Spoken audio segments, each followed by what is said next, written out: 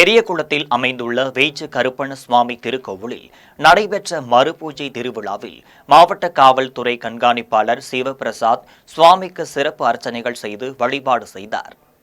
தேனி மாவட்டம் பெரியகுளம் தென்கரையில் காவல்துறையினர் குடும்பங்களுக்கும் பாத்தியப்பட்ட அருள்மிகு வேச்சு கருப்பண்ண சுவாமி திருக்கோவில் அமைந்துள்ளது.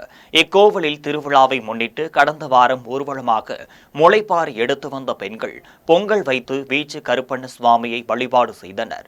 அதனைத் தொடர்ந்து மறுபூஜை விழாவை முன்னிட்டு வேச்சு கருப்பண்ண சுவாமிக்கு பால், தயிர், பன்னீர், சந்தனம், குங்குமம், இளநீர் உள்ளிட்ட திரவ பொருட்கள் மூலம் சிறப்பு அபிஷேகம் நடைபெற்றது. அதனைத் தொடர்ந்து மலர்களால் அலங்கரிக்கப்பட்ட வேச்சு கருப்பண்ண சுவாமிக்கும் தேனி மாவட்ட காவல்துறை கண்காணிப்பாளர் சிவபிரசாத் சிறப்பு அர்ச்சனைகள் செய்து வழிபாடு செய்தார்.